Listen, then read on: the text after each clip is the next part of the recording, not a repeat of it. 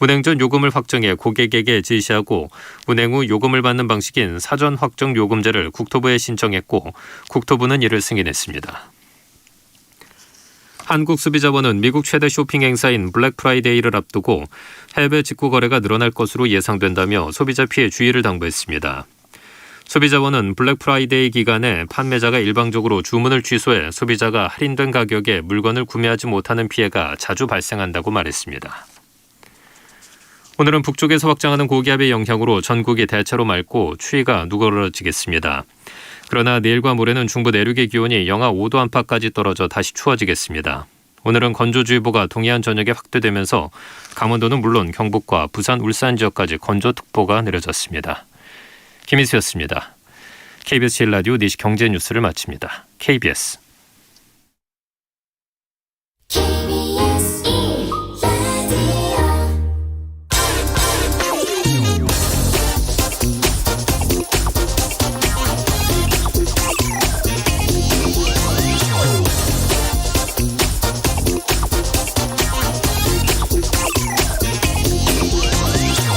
미국의 달러트리라는 1달러 상점이 있습니다. 미국 전역에 체인점을 두고 있는 이 달러트리 상점에서는 거의 모든 상품의 한 개값이 1달러입니다. 그런데 창사 이래 35년째 고수해왔던 이 1달러 전통이 오는 연말부터는 1.25달러로 바뀐다고 합니다. 이 달러트리 경영진은 이 제품 원가는 물론이고 화물 운송료와 유통 가격 또 인건비 이 모든 게 다 올라서 더 이상 버틸 수 없었다고 그 이유를 설명했습니다. 예상치를 넘어서는 인플레 압박에 결국 35년 전통마저 항복한 겁니다. 미국의 지난달 소비자 물가는 31년 만에 최고 상승률을 기록했습니다. 미국의 중앙은행인 연방준비제도는 지금과 같은 인플레가 계속될 경우 이 금리 인상 시기를 당초 예정했던 것보다 앞당길 수 있다 이렇게 밝혔습니다. 우리나라 한국은행도 오늘 기준금리를 추가로 올렸습니다. 내년에도 기준금리는 계속 올라갈 수 있다는 전망입니다. 돈이 흘러넘쳤던 그런 세상에서 이제 돈줄이 말라가는 세상으로 빠르게 변하고 있습니다.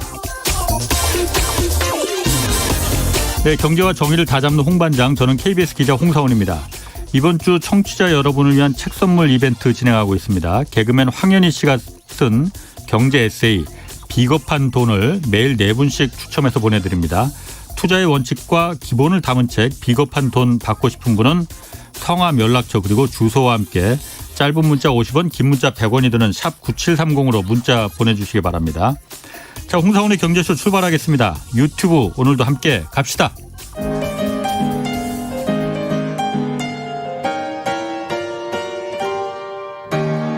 대한민국 최고의 경제 전문가와 함께합니다. 믿을 만한 정보만 쉽고 정확하게 전해드립니다. 홍사훈의 경제쇼. 네, 오늘 먼저 코로나19 예방 백신 추가 접종 조기 시행 안내부터 전해드리겠습니다. 추가 접종 조기 시행 대상자는 다음과 같습니다. 기본 접종 완료 2개월 경과된 면역 저하자, 얀센 백신 접종자, 기본 접종 4개월 경과된 60세 이상, 요양병원 및 감염 취약시설 대상자, 의료기관 종사자 또 기저질환자, 기본 접종 5개월 경과된 50대 연령층 우선 접종 직업군으로 경찰, 소방 등입니다. 추가 접종 기한이 이미 경과된 분은 예약 없이 SNS 및 의료기관 예비 명단을 활용해서 자녀 백신으로 접종 가능합니다. 자, 본방송 시작하겠습니다. 자, 전 세계적으로 지금 인플레이션 우려가 제가 오프닝에서도 잠깐 말했듯이 너무 높아지고 있습니다. 물가가 이거 너무 빨리 오르다 보니까 지금 실질 금리는 이미 마이너스 상태라고 하는데 인플레이션을 이렇게 해지할 수 있는, 그러니까 대비할 수 있는 자산이 뭔지 오늘 좀 자세히 알아보겠습니다. 김영익 서강대 경제대학원 교수 나오셨습니다. 안녕하세요. 예, 안녕하십니까. 예. 인플레이션이니까 물가가 계속 오르는 거잖아요. 네. 그러니까 예상보다도 그냥 좀 뭐 체감될 수 있을 정도로. 예. 지금 어느 정도 오르길래 이렇게 뭐 미국에서는 달러트리까지도 전통을 계속 올렸다는데 어느 예. 정도입니까? 전 세계적으로 물가가 많이 오르고 있는데요. 특히 미국이 많이 올랐어요. 예. 지난 10월 달에 미국의 소비자 물가가 전년 동월에 비해서 6.2% 올랐죠. 이거는 뭐 31년 만에 최고치고요. 31년 만에. 예, 예. 아이고, 그럼 한 1900년대 그때 1980년 90년대 예, 예. 이후 처음이네. 80년에 예. 그 1차, 2차 오일 쇼크로 미국 물가가 그때 한 14%까지 올랐거든요. 예, 예. 예, 그리고 가감하게 긴축하면서 물가가 잡혔는데요. 예. 그래서 31년 만에 최고치 기록했고요. 예, 예. 뭐 우리나라는 미국 정도 아니지만 우리나라도 물가가 많이 오르고 있죠. 예, 예. 우리도 지난 10월 달에 전년 동월 대비 3.2% 상승했습니다.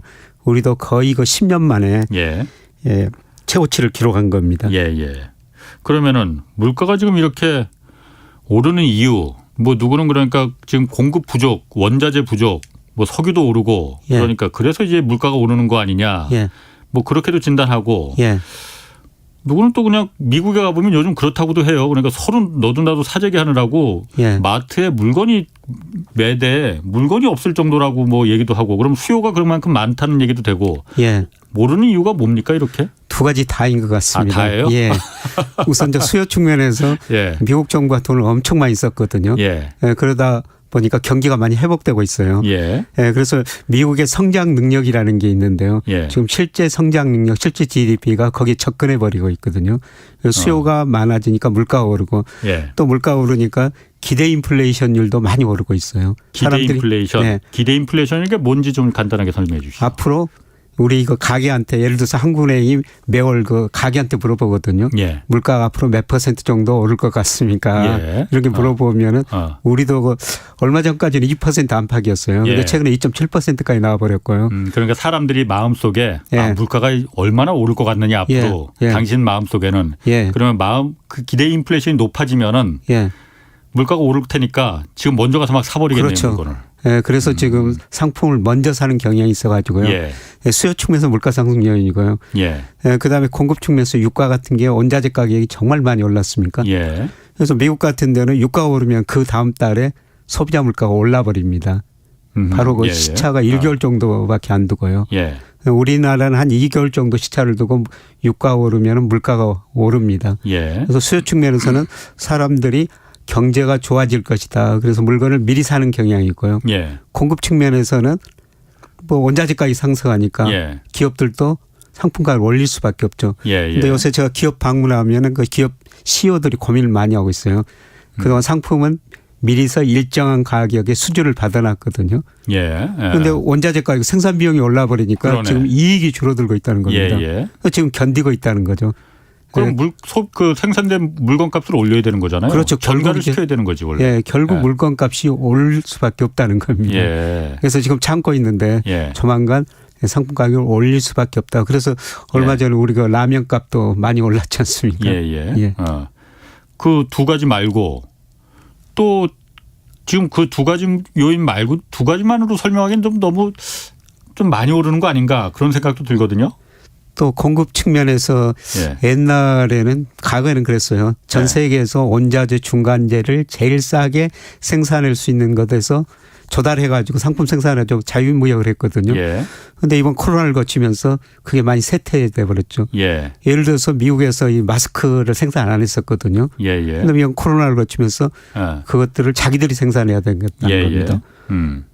그러면 미국이나 멕시코에서 중국처럼 싸게 생산할 수가 없고요. 예. 그다음에 예를 들어서 월마트에 진열된 상품 뭐 절반 이상이 중국산이라는데 그걸 그렇죠. 바이 아메리칸 예. 뭐 트럼프 정부 바이든 정부도 자기 나라 생산해도 자기 나라에서 쓰자는 겁니다. 예. 그런데 중국처럼 도저히 싸게 생산할 수가 없죠. 예. 예, 그러다 보니까 또 코로나로 그런 문제가 겹쳐지면서 물가가 더 오르고 있는 것이죠. 중국 자체도 지금 생산자 물가 지수도 굉장히 오르잖아요. 예. 그러니까 옛날엔 그렇게 말했잖아요. 중국이 세계 디플레를 지금 공급 수출하고 있다. 예. 그러니까 물건을 워낙 싸게 전 세계에 공급하니까 예. 어떻게 이런 가격에 이게 가능하지 할 예. 정도로 막 그 공급하니까 예. 다른 나라들의 물가가 상대적으로 안정될 수 있었던 거잖아요. 그렇죠. 그러니까 2001년에 중국이 세계 무역기구 WTO에 가입하거든요. 예. 그때 미국이 가입시켜줬었죠. 예. 예, 그리고 나서 중국이 저임금을 바탕으로 전 세계 물건을 정말 싸게 생산했죠. 예. 우리도 그 중국 때문에 정말 물건 그동안 싸게 소비할 수 있었지 그렇죠. 않습니까? 미국도 예. 마찬가지예요. 예. 예, 그런데 최근 파이낸셜 타임즈 기사 보니까 2001년에 중국이 WTO 가입할 때는 중국 임금이 미국 임금의 한 평균 30분의 1이었다는 겁니다. 그때는 예. 30분의 1. 근데 작년에 보니까 거의 3분의 1 수준으로 10배가 올랐네. 산적으로. 중국의 임금이. 그러다 보니까 이제 중국도 물건을 더 예. 이상 싸게 생산할 수 없고요. 예. 그리고 중국이 이거 쌍순환 전략이라고 이제 수출이 잘 안 될 것이다 그래가지고 예. 내수를 많이 부양하겠다는 거거든요. 네네. 소비를 많이 부양하겠다는 겁니다. 예. 그래서 중국이 1인당 국민소득 2019년에 1만 달러를 돌파했어요. 예. 1만 달러 돌파하면은 소비가 많이 늘어나거든요. 예. 이제 중국 사람들이 자기들이 생산한 거를 자기들이 국내에서 많이 소비해 버린다는 겁니다. 그래서 전 세계 물건을 싸게 공급할 수가 없다는 거죠. 그래서 그동안 중국이 전 세계 디플레이션을 수출했는데 예. 이제 인플레를 수출한다. 이런 이야기까지 나오고 있습니다. 그래요. 그러니까 지금 말씀하신 것 중에 중국의 지금 그 10,000달러를 넘어서니까 예. 그때부터는 소득이 좀 늘어나니까 중국 사람들이 물건을 많이 사게 된다. 예, 그렇습니다. 그때부터는 10,000달러를 기준으로. 예. 그러다 보니까 과거에는 중국이 싸게 만들어서 전 세계 공급하는 그 공급자 역할을 해서 예. 그게 물가 상승을 좀 억제시켰었는데 예. 그게 지금 중국 내에서 지금 다 팔기에도 바쁘니까 예. 그게 지금 깨지는 거군요. 예. 그 고리가. 예, 그것도 있고요. 또 예. 하나는 미국이 정말 많은 돈을 풀었거든요. 예. 그럼에도 불구하고 미국 물가가 안 오르는 이유는 예, 중국이 2001년 이후로 작년까지 미국하고 교역해서 약 5조 4천억 달러 정도 벌어갔어요. 수출해가지고. 중국이 미국에서요. 예. 그러니까 미국이 돈을 많이 풀었는데 중국이 이걸 흡수해줘 버린 거죠. 그 푼 달러를 중국이 다 갖고 갔군요. 예, 그러니까 한국도 물론 갖고 갔고. 예, 그렇죠. 우리나라도 미국하고 매년 그 무역 흑자가 200억 달러 넘거든요. 예. 그러니까 미국이 많이 돈을 풀어도 중국이 흡수해줘 버렸고 예. 우리나라도 달러 흡수해줘 버렸고 그래서 미국 물가가 안 올랐는데 이제 갈수록 그 무역 적자가 줄어들면은 중국이 자기들이 생산을 자기들이 소비하니까 미국에 공급할 능력이 줄어든다는 겁니다. 그러면 중국의 대미 무역 흑자가 줄어들면은 달러 흡수 능력이 줄어들 거라는 거죠. 그래서 지금 전 세계 여러 나라에서 인플레가 지금 우려되고 있습니다만은 가장 심각한 나라가 미국이라는 겁니다. 그래서 요새 미국의 인플레이율이 그렇게 높군요. 예, 세계에서 제일 높죠. 예, 주요 선진국 중에서. 그래서 요새 바이든 대통령까지 물가를 잡아야 되겠다. 그러니까. 예, 그래서 구체적으로 기업도 개입하고 있지 않습니까?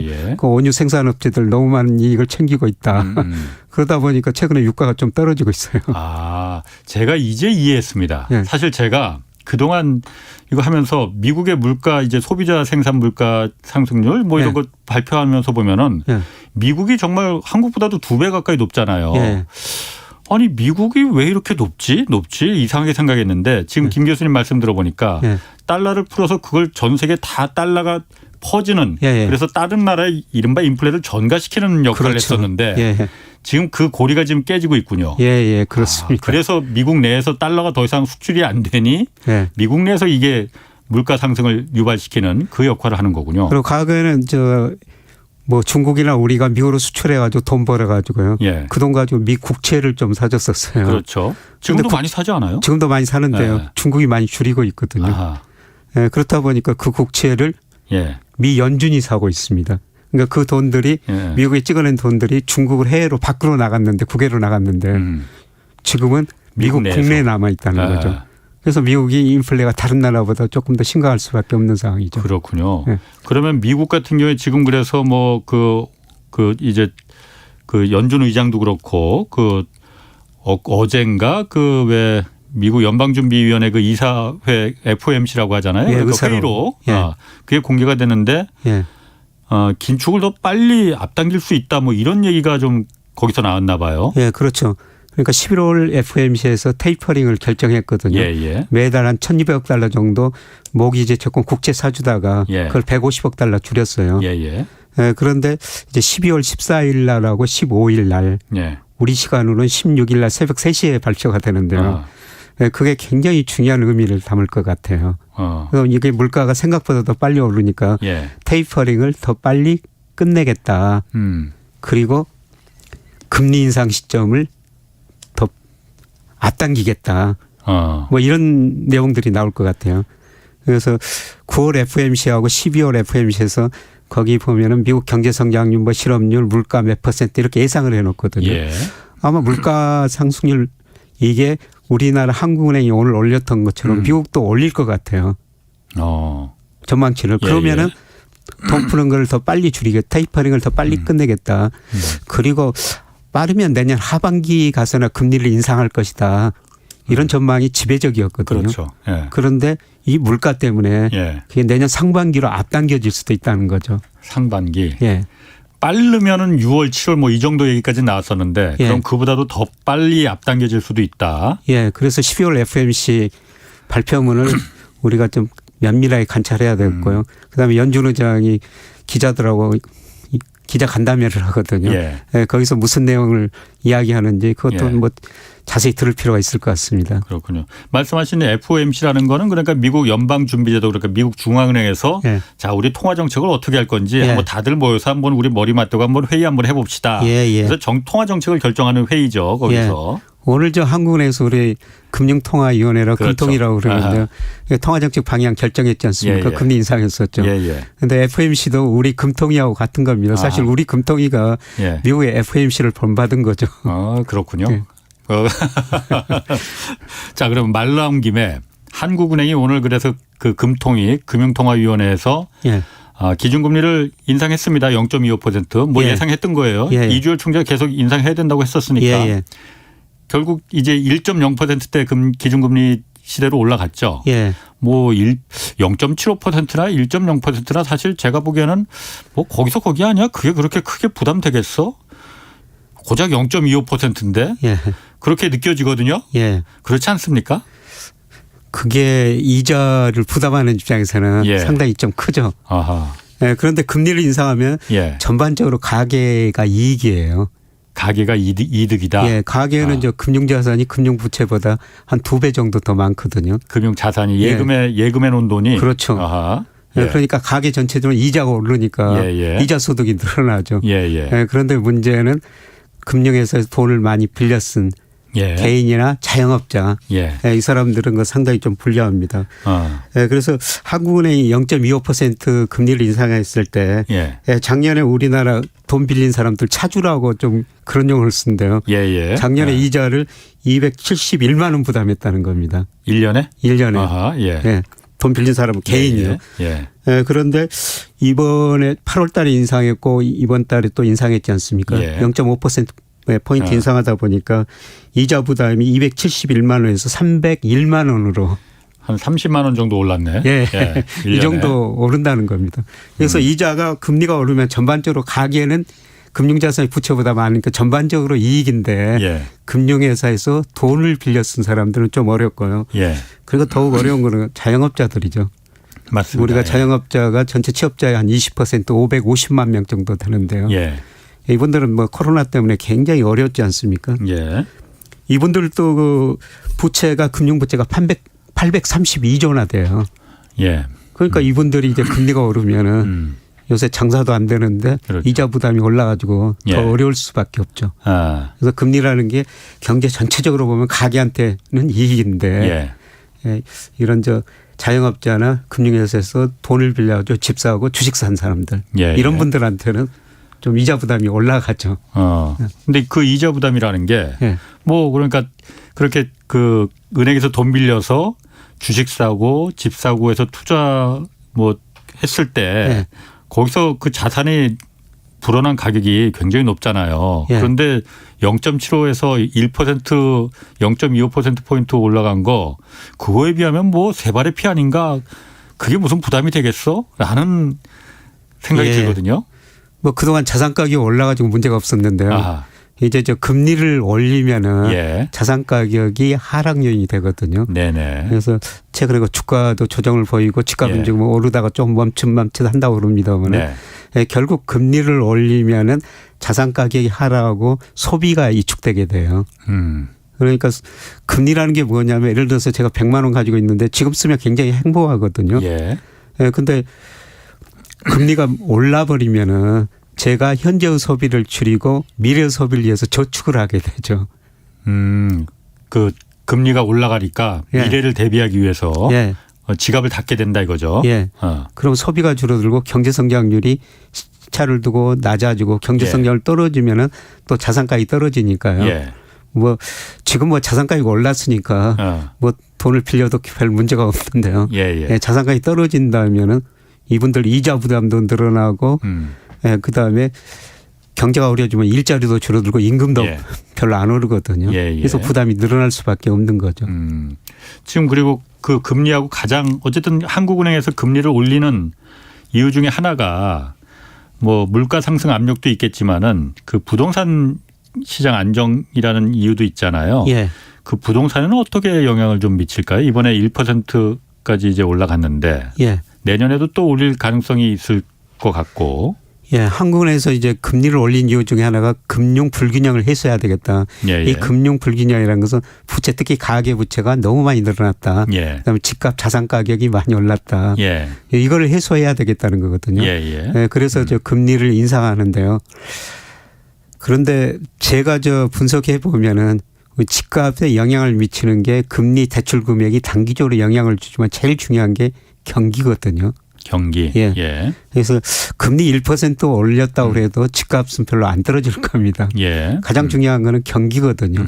그런데 앞으로도 경기가 좋아질 것인가. 예, 그런데 이제 최근에 보니까 지금까지는 경기가 좋았는데 앞으로 둔화될 조짐이 여러 곳에서 나타나고 있거든요. 예. 특히 그 선행지수 순환변동치라고 통계청에서 매월 발표해요. 예, 예. 이게 앞으로 경기를 미리서 예고해 주는 지표인데요. 예. 그런데 이거에 지난 6월에 고점을 치고 예. 9월까지 3개월 연속 떨어졌어요. 예. 다음 주 뭐 30일 날 뭐 10월께 발표되는데 아마 4개월 연속 떨어졌을 가능성이 높습니다. 예. 이 선행지수가 떨어진다는 것은 앞으로 경기가 둔화될 거라는 겁니다. 그래서 제가 집값에 미치는 여러 가지 요소를 분석해 보니까 단기적으로는 주가, 금리, 대출에 이런 것들이 물론 영향을 주지만은 예. 가장 큰 영향을 주는 게 경기. 예. 현재 경기 상태를 대표적으로 나타내는 게 동행지 순환변동치라는 거거든요. 예, 예. 이게 6개월 뭐 12개월 후에 집값에 상당 부분 영향을 미칩니다. 예. 그래서 내년에 경기가 둔화된다면은 예. 저는 집값은 오르기는 힘들지 않겠느냐. 예. 지금 그렇게 보고 있습니다.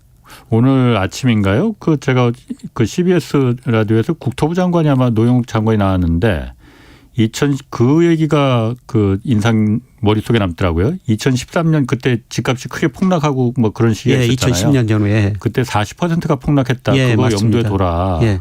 뭐 그런 얘기를 하더라고요. 예. 뭐 그런데 그렇게 막 너무 급하게 폭락하면은 사실 뭐 그러길 원하는 분들도 많이 있습니다. 예. 그렇지만은 부작용도 당연히 생길 수밖에 없는 거잖아요. 또 지나고 나면 다 견디기는 견디던데요. 예. 예. 그런데 예. 2010년 뭐 그 무렵에도 집값이 그렇게 50% 가깝게 떨어진 적도 있었거든요. 2010년에도? 예. 그때 제가 뭐 한 아파트에서 전세 살았는데 무슨 예. 고민을 했냐면은 집값도 많이 떨어지고 전세 가격도 많이 떨어졌어요. 예. 혹시라도 집값이 전세 가격 밑으로 떨어져 가지고 그때 깡통 전세 유행했었지. 예, 역전세라고 그래 가지고 예. 제가 전세금을 돌려받지 못할까 고민하던 시절이었었습니다. 예. 그래서 집값이라는 게 반드시 단기적으로 오를 수가 있지만은 예. 순환하거든요. 예, 예. 예, 제가 보기에도 뭐 국토부 장관이 어떤 의미에서 그런 말씀을 하셨는지 모르겠습니다만은 저는 다시 그런 순환이 오리라고 보고 있습니다. 단지 역전세, 깡통 전세 이런 예, 기간의 문제죠. 예. 그 정도까지 보시는 거예요? 예, 그렇습니다. 그런데 그때 뭐 40% 50% 떨어져도 다 견디고 지나갔거든요. 그런데 뭐 그때보다도 가장 중요한 문제는 예. 가계부채가 너무 많이 늘어났다는 겁니다. 네네. 지금 우리 가계부채가 뭐 1860조 근접하고 있지 않습니까? 예. 가계부채가 많이 늘어났으니까 가계가 부담할 수 있는가. 그리고 우리 가계가 지금 보면은 매달 그 소득의 36%를 원리금 상환하는 데 쓰고 있거든요. 그렇죠. 예. 그래서 이 금리가 오르면은 예. 그 원리금 상환 부담이 좀 올라갈 수가 있고요. 예. 뭐 경기만 좋으면은 뭐 괜찮죠. 가서 예. 일해가지고 돈 벌어가지고 임금 받아가지고 그 원리금 상환할 수 있는 능력이 있으니까요. 예, 예. 네, 그런데 경기마저 나빠진다면은 네. 거기다 집값이 떨어지면은 돈 빌려서 뭐 투자하신 분들은 조금 어려운 시기가 올 수도 있겠죠. 지금 그 가계부채 같은 경우에 이제 그 상승세가 좀 줄어들고는 있다고 하는데 네. 특히 신용대출 같은 경우에는 줄어드는데 주택담보대출은 여전히 그러니까 뭐 마찬가지인 것 같아요. 예. 그러면은 아까 말씀하시기를 그 얘기하셨거든요. 가계대출이 너무 많아서 예. 이게 경기가 안 좋아지고 금리가 올라가고 그러면은 견딜 수가 있겠느냐. 예. 만약 견디질 못한다면은 꼭 그냥 빚내서 뭐 빚낸 그 집 산 사람들이나 주식에 투자한 사람들이나 그 개인의 문제로 그냥 끝나는 거 아닌가. 뭐 그 개인이 책임지면 되는 거지라고 생각할 수 있는데 거기서 그냥 끝나는 겁니까? 그거는 아니죠. 이제 그렇죠. 돈 빌려주는 은행들이 문제가 되겠죠. 은행이 문제가 되는 거죠. 예, 그런데 저는 그 늘 자산 가격은 연착륙이 없다. 이런 말씀을 드리는데요. 이 자산 가격은 지금처럼 오를 때는 기본 경제 여건을 항상 가대평가하고요. 떨어질 때는 또 가소평가하거든요. 그러니까 연착륙은 없다는 겁니다. 그래서 50%도 떨어질 수가 있다는 것이죠. 그렇게 되면은 뭐 돈 빌려 사신 분들은 상당히 어렵고 은행에 돈을 막 못 갚으면 은행의 부실 여신이 올라가는 거죠. 그래서 우리 저 금융 당국도 은행들한테 뭐 배당금 많이 주지 말고 대선 충당금 좀 쌓아놔라. 뭐 금융 감독원장 가끔 퍼펙트 스톰이 온다. 그 뭐 이런 저 가감은 이런 전망까지 하고 있지 않습니까? 그렇게 되면 가계가 부실해지면 은행도 같이 부실해지고 전반적으로 금융 시스템에 문제가 생길 수가 있는 거죠.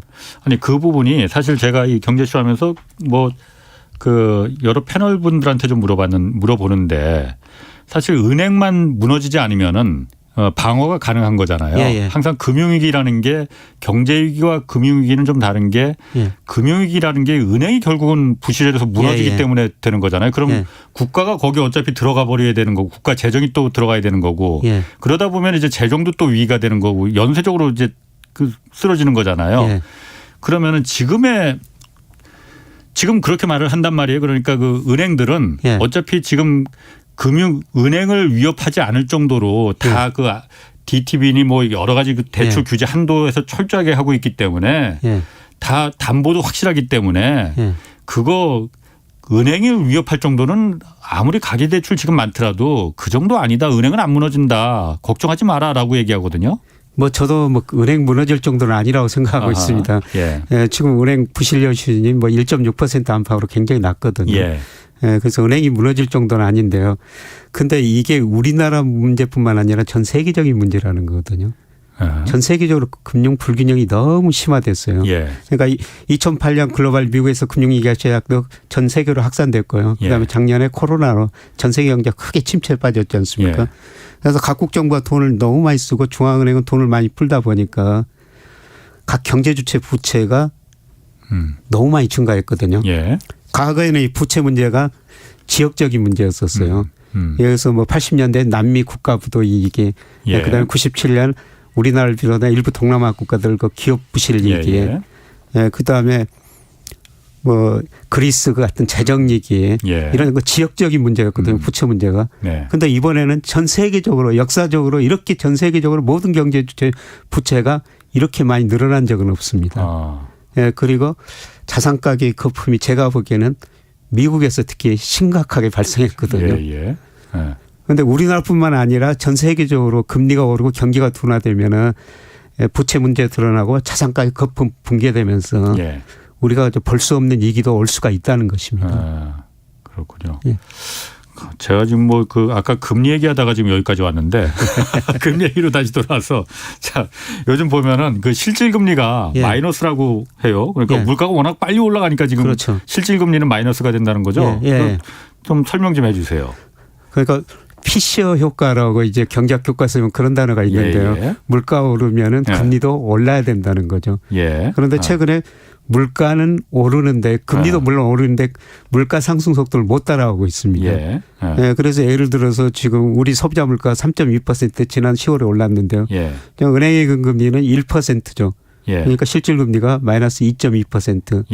그다음에 정부에서 발행하는 국채 수익률도 10년짜리 2.4%예요. 그러니까 지금은 뭐 어떤 금융 상품 사더라도 채권을 사더라도 은행에다 돈을 맡겨놔도 실질 금융자산은 감소하고 있는 시대라는 겁니다. 그래요? 그러면은 돈 있는 돈 그냥 빨리빨리 써야 되는 거네요. 그러면은 뭐 쓸 수도 있고 또 다른 금융자산 인플레를 해지할 수 있는 금융자산을 찾아야 되겠죠. 인플레를 해지할 수 있는 금융자산 뭐가 있습니까? 일단 금. 그 금도 될 수 있고 주식도 될 수 있고 부동산도 될 수가 있습니다. 그래서 한 지난 20년 2000년 이후로 쭉 조사해 보니까 미국 같은 데는 미국 소비자 물가가 올 평균 한 2.2% 정도 올랐어요. 그런데 미국 대표적인 주가지수 S&P 500은 한 7% 정도 올랐거든요. 물론 배당을 제외한 거면 배당 제외 포함하면 한 9% 정도 될 겁니다.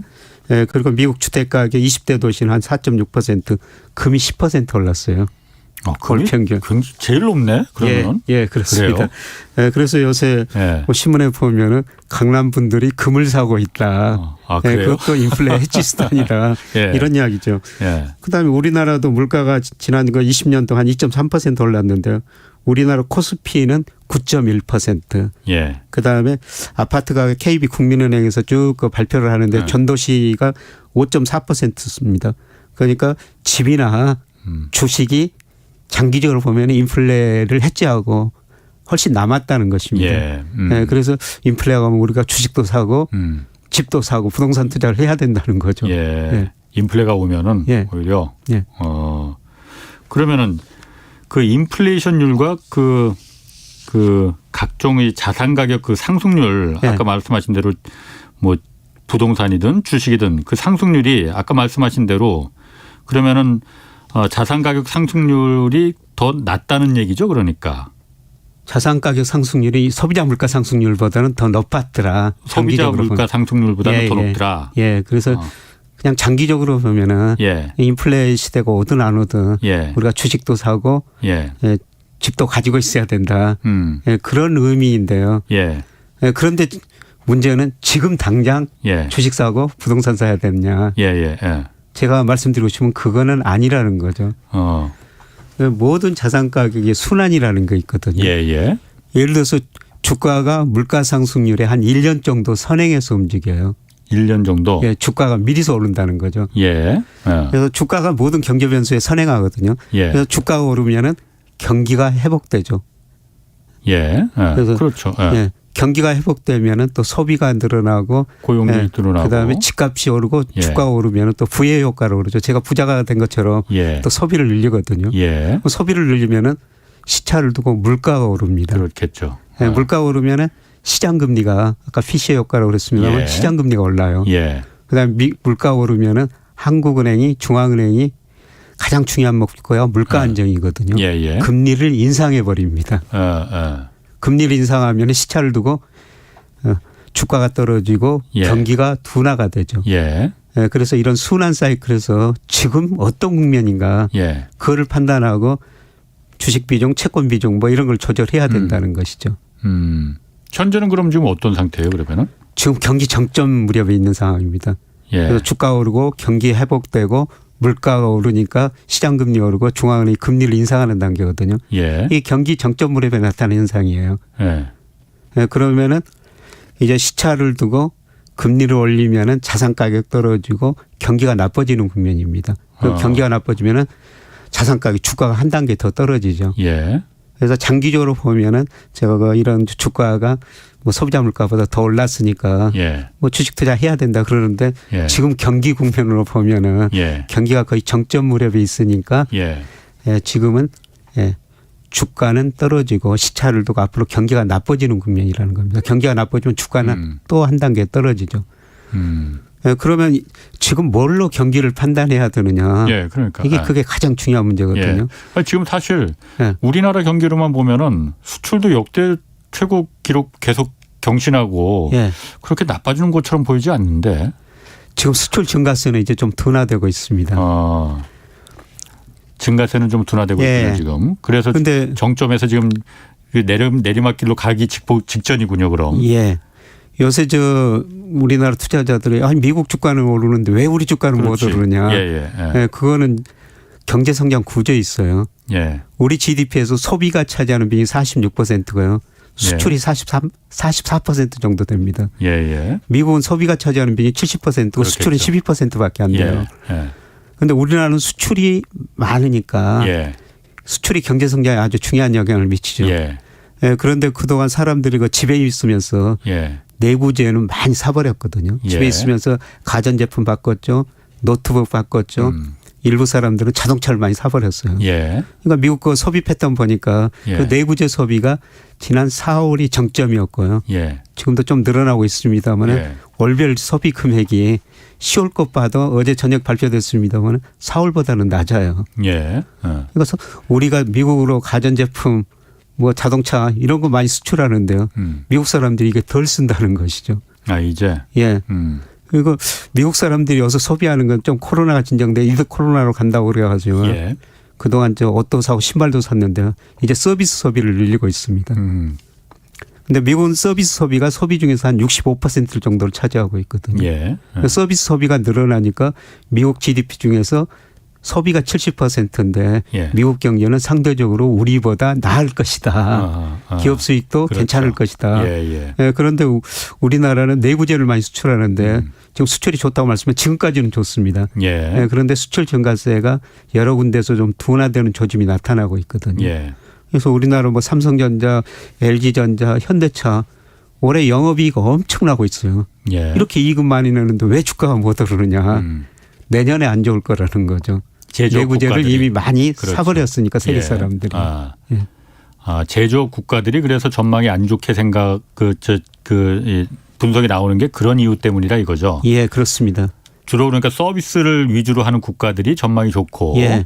그래서 요새 미국 주가 사상 최고치, 뭐 유럽, 독일, 그렇죠. 프랑스 이런 나라 주가도 사상 최고치 경신하고 있거든요. 예. 이런 나라들은 서비스 소비가 전체적으로 소비 중에서 비중이 높은 나라들입니다. 예. 그 1474님이 이거 한번 좀 물어봐 달라고 했는데, 이 김영익 교수님이 이 질문에 그 답변하는 게 적절할지 모르겠지만은 하여튼 여기 지방인데요. 전 처음으로 아파트 분양을 받으려고 하는데 지금은 그럼 청약을 하지 않는 게 좋을까요? 하고 물어보셨거든요. 근데 제가 살아보니까 집은 사는 곳이거든요. 예. 그냥 살 집은 원리금 상환 부담 능력만 있으면 언제든지 집은 하나는 있어야 된다고 생각되는데요. 그런데 혹시라도 투자 목적이라면은 저는 앞으로 거의 집값이 정점에 와 있다고 생각하고 있거든요. 뭐 내년부터 떨어져가지고 한번 떨어지면 이게 4, 5년 가요.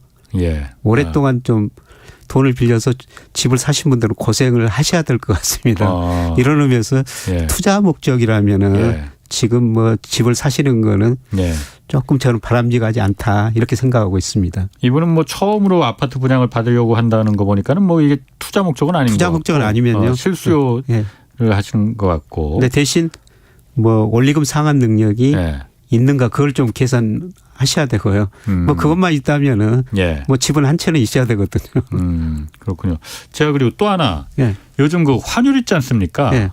환율이 지금 그 1,200원 가까이 지금 그 막 뛰더라고요. 지금 1,190원 가까이 오늘 뭐 가까이 갔던데 달러 가치가 굉장히 지금 강해지는 거잖아요. 그렇죠. 그게 미국이 이제 금리 올릴 것 같으니까 돈이 이제 미국으로 몰릴 것 같으니까 그래서 이렇게 달러 가치가 강해지는 것 같기는 해요. 그런데 지금 그 환율이 막 이렇게 달러 가치가 이렇게 급박하게 강해지는 게 조금 우리한테 좋지 않은 상황입니까? 좋은 상황입니까? 금융시장에는 별로 좋은 상황은 아니죠. 그러니까 돈이라는 게 눈이 있어가지고 수익률 높은 데로 이동한다고 그러거든요. 미국이 금리를 인상한다고 그러니까 미국 금리가 다른 나라보다 금리보다 올라갈 것이다. 그럼 미국으로 돈이 지금 몰려들 것이다. 그래서 달러 가치가 오르고 달러가 빠져나가니까 이머징 마켓 주가는 별로 안 좋거든요. 그래서 이거 선진국 주가는 괜찮은데 뭐 우리나라 뭐 대만 이런 이머징 마켓 주가는 별로 안 좋아요.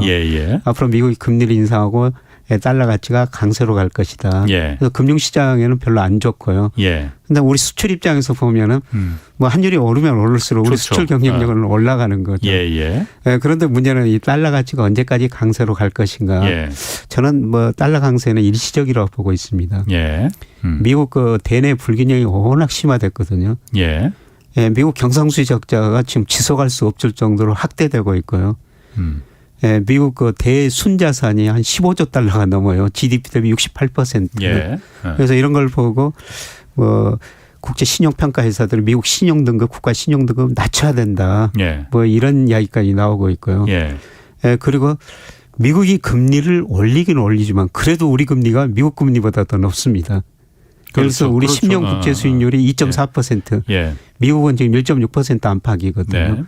그리고 실질 금리로 따지면은 둘 다 마이너스지만은 우리가 실질 금리가 미국보다 훨씬 더 높습니다. 그래서 우리 주식시장에서 외국인이 올해 뭐 돈을 많이 주식을 팔았는데요. 채권 시장으로는 엄청난 돈이 들어오고 있어요. 외국인들이 미국 사람들이 우리 채권을 계속 사고 있거든요. 그래서 우리나라에서 뭐 미국이 금리를 인상하더라도 우리나라는 또 미리서 금리 올리고 있기 때문에 뭐 돈이 많이 빠져나갈 것 같지 않습니다. 그래서 환율이 일시적으로 뭐 1,200원 근처까지는 갈 수 있더라도 저는 뭐 중기적으로는 환율이 다시 그 1,150원, 뭐 1,100원 시간의 문제 다시 그리 떨어지리라고 보고 있습니다. 그런데 이렇게 분석하는 분들도 좀 있더라고요. 네. 그 미국이 그 달러 가치를 계속 높이는 걸 지금 그 일종의 그 방치하다시피 뭐 방치라는 말은 좀 적절하지 않은 것 같고 놔두는 게 어쨌든 달러 가치가 계속 높아지면은 수입해서 들어오는 물건 값들은 좀 싸지잖아요. 그러면은 상대적으로 미국식 물가 상승 때문에 고민인데 그걸 좀 이렇게 상쇄할 수 있지 않겠느냐. 그래서 환율로다가 인플레를 일종의 해지하는 거 아니냐. 그 수단으로 그런 분석은 어떻게 보십니까? 미국 물가가 오르니까 맞습니다.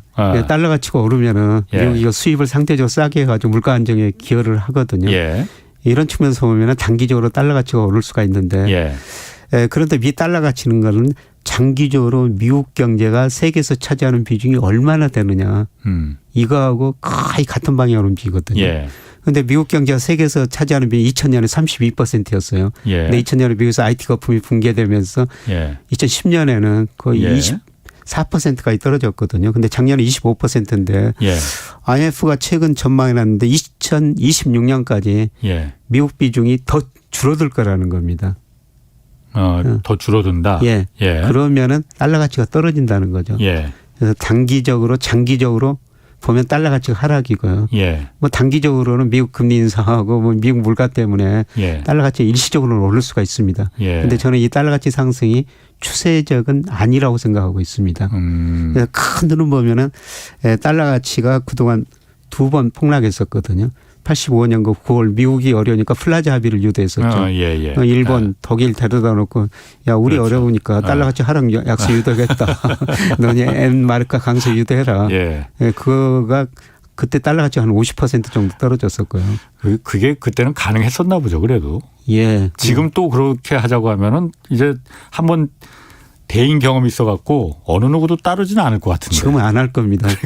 그래서 미국이 저 중국한테 그런 걸 요구하고 있는 중국도 안 할 거고요. 중국이 그 말을 듣겠습니까? 그리고 2000년 미국의 IT 거품 붕괴되면서 달러 가치가 그때도 40% 이상 떨어졌어요. 미국 경제가 경쟁이 어려워지면서. 그런데 지금은 미국 경제 좋은데 미국 경제 부채가 너무 많고요. 대내 부채가 너무 많거든요. 미국 정부 부채가 GDP 대비 130%가 넘었었고요. 그다음에 대외 부채, 순부채도 GDP 대비 68%예요. 다른 나라가 순대외 부채가 GDP 대비 68% 갔다면 그 나라 외환위기 가야 됩니다. 그런데 미국은 달러라는 기축통화를 가지고 있기 때문에 지금 견디고 있는데요. 그런데 전 세계 중앙은행이 외환 보유액 중에서 달러 비중을 계속 줄이고 있어요. 예를 들어 2000년에 전 세계 중앙은행 평균 외환 중 71%를 달러로 보유하고 있었거든요. 그런데 IMF 통계 보니까 올 2분기에 58%로 줄어들었습니다. 그러니까 장기적으로 보면은 이 달러라는 통화에 비해서 별로 신뢰가 과거보다 덜 간다는 것이죠. 그래서 그럼 비축 비용을 줄이고 있는 거예요? 달러 비중을 계속 줄이고 있습니다. 달러가 저게 영원 무궁하게 무진하게 계속 이렇게 지금의 위상을 갖고 있지는 않을 거다. 그렇습니다. 그래서 뭐 금값도 오르고 특히 그 비트코인 같은 거. 사실 비트코인이 등장한 게 2008년 미국 글로벌 금융위기 있거든요. 더 이상 미국 경제, 미국 달러를 과거처럼 못 믿겠다. 이런 의미에서 그런 여러 자산들이 등장해가지고 또 가격이 폭등하고 있는 거죠. 원래 뭐 그런 얘기도 해요. 그러니까 화폐라는 게 전 세계 이제 기축통화 이른바 그게 한 100년마다 이제 바뀌기 시작했는데 옛날 영국의 파운드화가 바뀌듯이 달러로 바뀌듯이. 근데 미국 같은 달러 같은 경우에는 안 바뀌고 있지 않습니까? 이게 그리고 앞으로도 바뀌겠느냐? 미국이 어쨌든 그 가장 강대국이고 군사적으로도 강대국이고 경제적으로도 강대국이고 미국을 위협할 수 있는 중국의 앞만 올라온다 하더라도 통화권까지 기축 통화까지 위협할 수 있는 그 정도의 위상은 되지 않을 것이다라는 거 아니에요? 예, 그거는 뭐 서서히 지금 진행되고 있죠. 아까 예. 중앙은행들이 71%에서 달러 비중 58%까지 줄였다. 예. 예, 그리고 유로 비중 늘리고 최근에는 중국 비중, 위안 비중을 조금씩 올리고 있거든요. 예. 그래서 달러가 어느 날 갑자기 뭐 기축통화 지위를 잃을 가능성은 낮는데요. 네. 서서히 예. 잘 안 보이게 잃어가고 있다는 겁니다. 중앙은행들이 그렇게 지금 줄이고 있는 거 있어요? 보면. 예, 예. 그러면 그 미국 사실 미국의 가장 핵심 이익은 달러인데 예. 가장 그리고 패권의 그 중심도 달러고 예. 그게 그렇게 어쨌든 그 전 세계에서 달러의 그 위상이 달러의 힘이 말씀하신 대로 조금씩 이렇게 좀 줄어들면은 예. 미국 정부가 그거 그냥 용인하는 겁니까 그냥? 용인 안 하려고는 할 텐데요. 예. 이게 거대한 흐름이라는 것은 누구도 좀 못 막고 있거든요. 예. 예, 그래서 그동안 영국이 세계 패권 국가 누리다가 미국한테 물려줬지 않습니까? 예, 예. 예, 그런데 세계 GDP에서 지금 미국 비중은 한때 32%에서 예, 지금 저 24% 안팎까지 줄어들었고요. 예. 예, 중국이 17%까지 좀 올라갔어요. 예. 예, 그러니까 이런 거대한 흐름은 뭐 서서히 일어나는데 당장 그 달러가 기축통화를 잃을 가능성은 낮는데 그 중요성은 서서히 줄어들고 있다는 그런 의미로 받아주시면 될 것 같습니다. 7142님이 모르는 것이 많아서 문의드린다고 합니다. 지방 중소도시에서 지금 상황에서 이 토지를 구입하는 것이 좋을까요? 하고 물어보셨거든요. 좀 기다리면 가격이 내릴 것으로 보고 계신지요? 뭐 아까 말씀하신 거로 보면은 연착륙은 없다고 하셨어요. 토지도 마찬가지일 거 아니에요?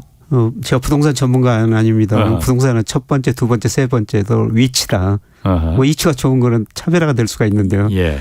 그런데 아무리 위치가 좋더라도 이 하락 국면에서는 덜 떨어진다 뿐이지 같이 떨어지거든요. 그렇군요. 우리가 저 강남 아파트 안 떨어진다고 그러는데요. 2010년부터는 강남 아파트 하락률이 더 컸었습니다. 맞습니다. 예. 자, 그러면은 그 마지막으로 투자에 좀 이런 상황에서 조언을 해준다면은 어떤 걸 좀 조언을 해 주시고 계십니까? 예, 저는 투자라는 것은 수익률로 리스크 적절한 조화라고 보고 있거든요. 예. 그러니까 자산 가격이 쌀 때는 수익률을 추구해야 돼요. 그런데 모든 자산 가격이 지금 비싼 국면에 있고요. 예. 앞으로 금리도 오르고 경기가 둔화될 거라는 겁니다. 예. 예, 그러면은 자산 가격이 떨어질 수가 있다는 거죠.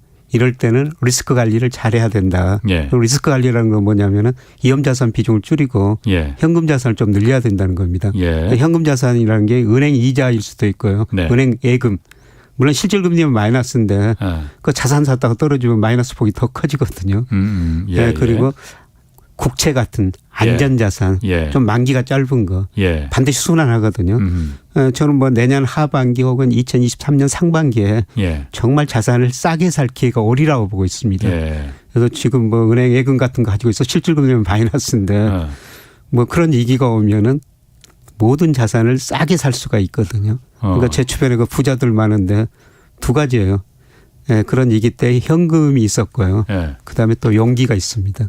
우리가 또 위기가 오고 자산가격이 많이 떨어지면 더 떨어질 것 같아 좀 못 사거든요. 용기가 있어야 된다. 용기가 있어야 됩니다. 아니 그런데 아까 말씀하시기 내년 하반기에 또는 내후년 상반기에 자산 가격을 싸게 살 수 있는 그 기회?